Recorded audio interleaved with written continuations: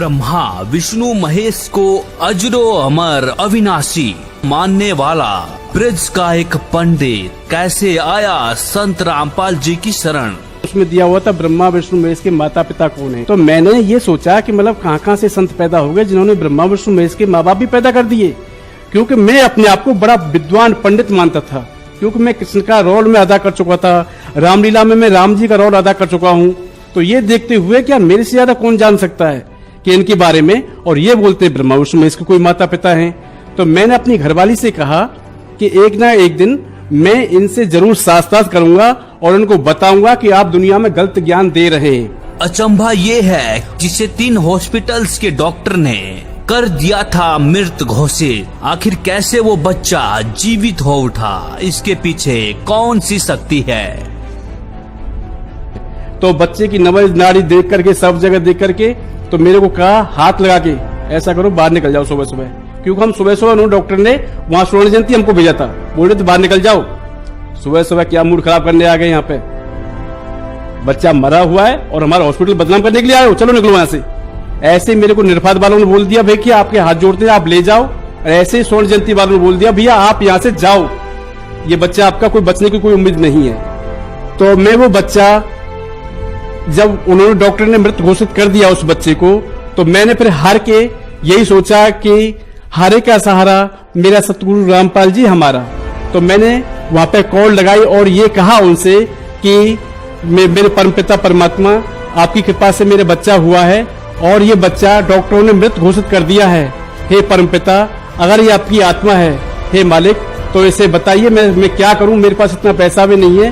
तो मेरे वहां से मेरे को जवाब मिला कि सतगुरुदेव का जवाब आया है, सतगुरुदेव रामपाल जी महाराज का जवाब आया है कि आप इस बच्चे को लेकर के घर जाओ, इसको कुछ नहीं होगा, ये परमात्मा द्वारा भेजा हुआ बच्चा है। तो मैं सतगुरु रामपाल जी की आज्ञा से बच्चे को अपने घर लाया और रास्ते में ही बच्चे ने बोलना, रोना, दूध पीना अपनी माँ का शुरू कर दिया। तो मैं इस बात से, और मेरी मम्मी भी आश्चर्यचकित रह गई और मेरी चाची भी आश्चर्यचकित रह गई कि मतलब अभी तो बच्चा मृत घोषित था और अभी ये दूध पीने भी लग गया।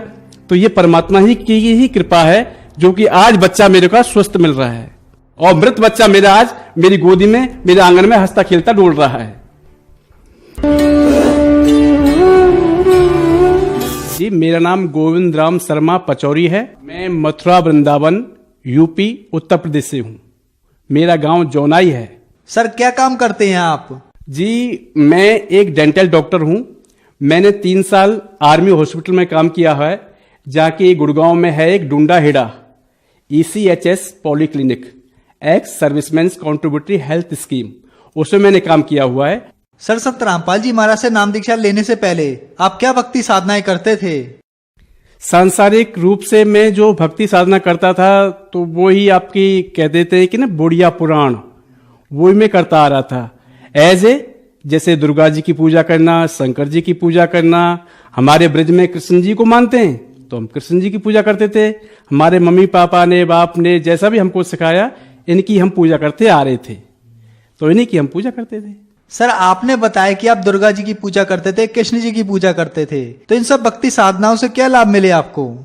जी, लाभ तो मेरे को आज तक कोई मिला ही नहीं, जबकि मेरे पिताजी कहा करते थे कि हनुमान चालीसा का पाठ किया करो। मैं ऐसी विपदाओं में फंसा जहां कि मैंने एक जगह पे बैठ करके 7 बार हनुमान चालीसा डेली पढ़ता था, डेली दुर्गा सप्तशती का पाठ करता था, लेकिन मेरे को कोई भी रिजल्ट हाथ नहीं आया। मेरे को किसी भी देवता ने मेरी कोई हेल्प नहीं करी। रियली बात यही है कि मैं आज तक ये नहीं समझ पाया कि अगर ये देवता है तो मेरे को सुख क्यों नहीं मिल रहा है। इनकी भक्ति साधना करने के बाद भी मेरे को ना तो कोई आर्थिक लाभ मिला, ना मेरे को सामाजिक लाभ मिला, ना मेरे को कोई नौकरी, जो पैसा जो होता है वो मेरे को कुछ भी लाभ नहीं हुआ। तो फिर संत रामपाल जी महाराज की शरण में आप कैसे आए?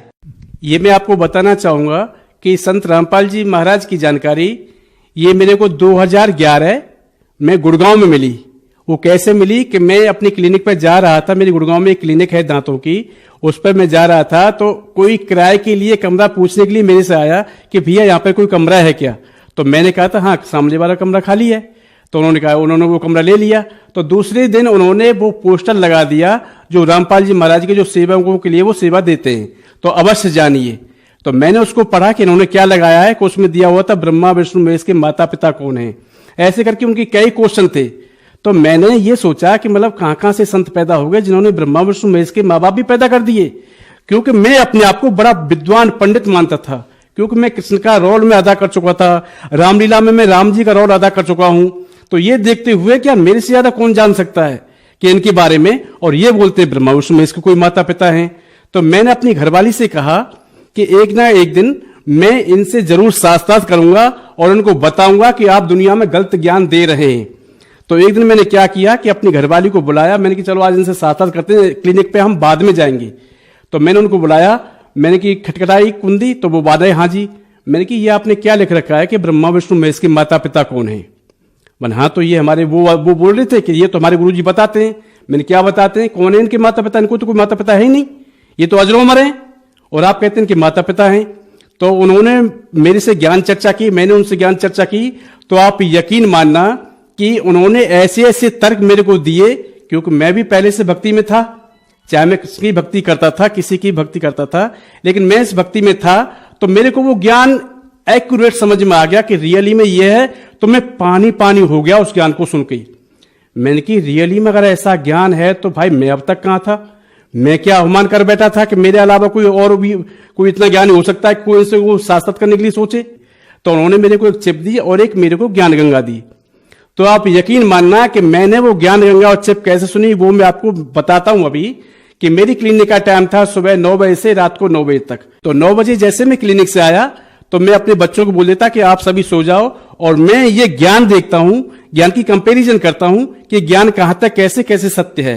तो तकिया लगा करके एक तरफ मैंने ज्ञान गंगा रखी, एक तरफ मैंने अपनी गीता जी रखी। तो मैंने एक एक श्लोक, एक एक अध्याय पढ़ के देखा। तो ये करीबन मेरे साथ में सिलेबस मैंने पूरा पढ़ा। तो मेरे साथ में ये हुए करीबन 2 महीने हो गए। 2 महीने हो गए तो एक दिन मैंने सिर पकड़ लिया, हे भगवान, ये दुनिया क्या कर रही है और मैं क्या कर रहा हूं? ये वास्तव में ये ज्ञान अगर ऐसा है तो अब तक किसी को पता क्यों नहीं था? तो मैंने उनसे कहा कि भाई ये ज्ञान पूरी तरह से मेरी समझ में आ चुका है, अब आप बताइए आप मेरे को नाम दीक्षा कब दिलवाएंगे? तो उन्होंने कहा भगत जी अभी तो हमारे पास टाइम नहीं है, क्योंकि हम तो 3 महीने में जाते हैं, आप 1 महीने रुक जाइए। मैंने कि अब मैं 1 महीने की चलेगा, मैं 1 दिन भी नहीं रुकूंगा कैसे भी हो।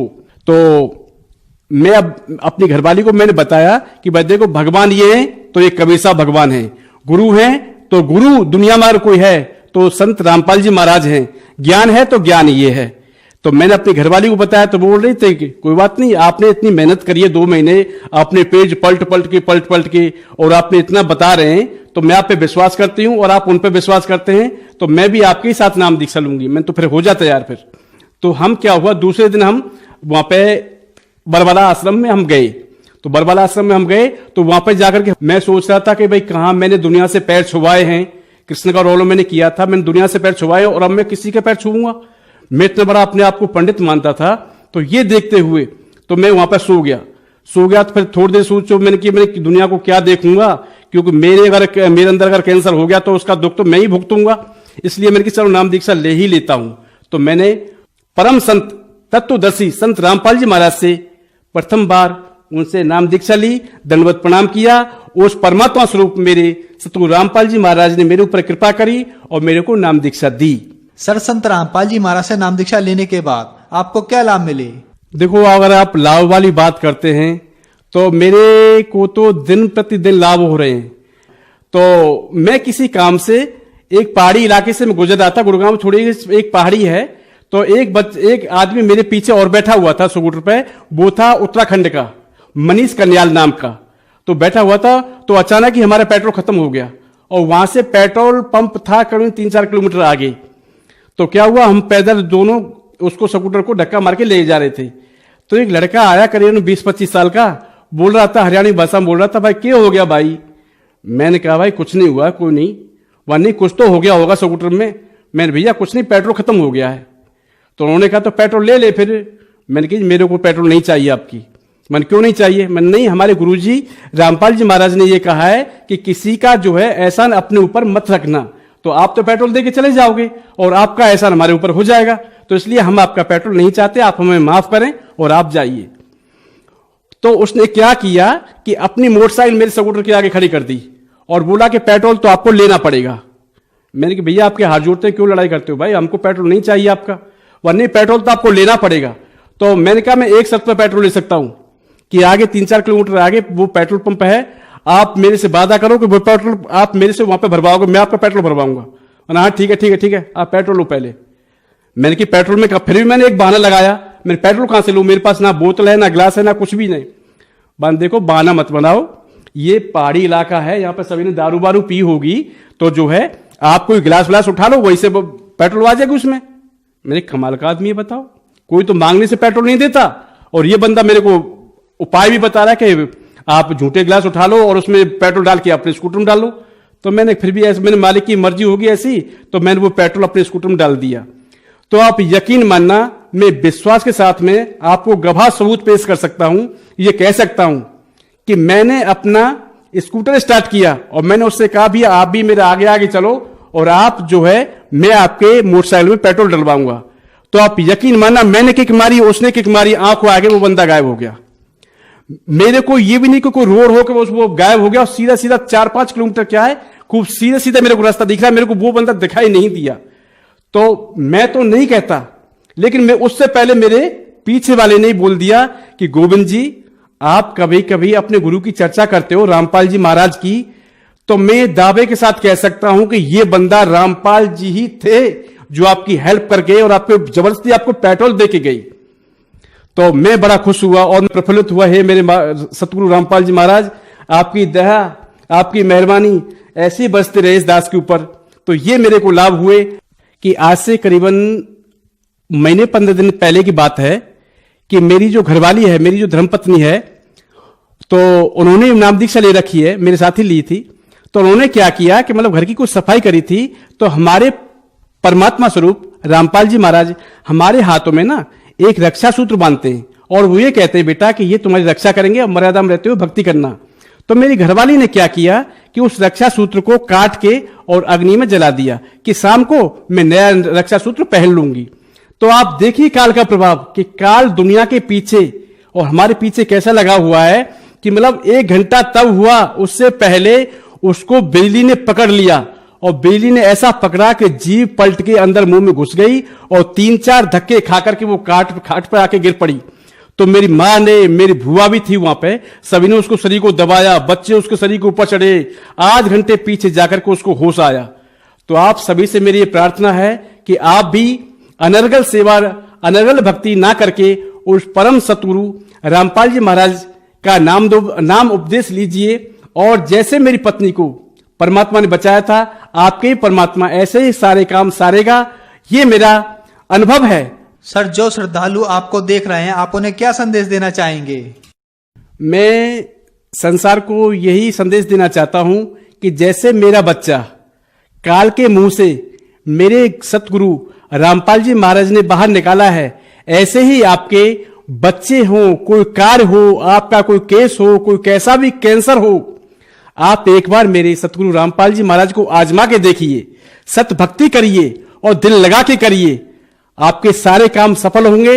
ये मैं दावा के साथ में कहता हूं, क्योंकि मैंने ये सतगुरु रामपाल जी महाराज आजमाए हुए हैं और ये 101% ये खरे उतरे हैं उस पर। क्योंकि मेरे से ज्यादा ये मैं इतना कह सकता हूं कि मेरे परिवार में इतना कोई नहीं जानता होगा जितना कि रामकृष्ण के बारे में, दुर्गा के बारे में मैं भक्ति करता था। लेकिन जैसे मैंने इनका ज्ञान पढ़ा, जो मेरे को मिला, तो मैंने कहा एक बार आजमा के देखूं। तो आप यकीन मानना दुनिया वालों कि मैंने परम सतगुरु रामपाल जी महाराज को आजमा के देखा है, तो 101% वो सोने जैसे खरे निकले।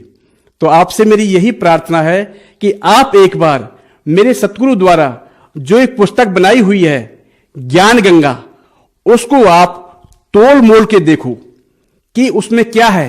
कहीं कोई एक श्लोक की भी गड़बड़ी आप बता दो, कोई एक अध्याय की भी कोई गड़बड़ी आप बता दो, किसी अर्थ की भी आप कोई गड़बड़ी बता दो, तो आप मेरे को बताओ। क्योंकि मैं भी मेरे परमात्मा स्वरूप रामपाल जी महाराज की शरण में 8 साल से हूं, मेरे को कोई गलती दिखाई नहीं दी। आप आज पढ़े लिखे हैं, आप खुद देख सकते हैं। आप दुनिया की बातों पर ना जा करके आप ये देखें कि कम से कम एक किताब की तरह पढ़ के देखें। ये मत कहें कि आप मैं गुरु ही बनाऊंगा, गुरु बाद में बनाना, पहले आप ज्ञान पढ़ के देखो।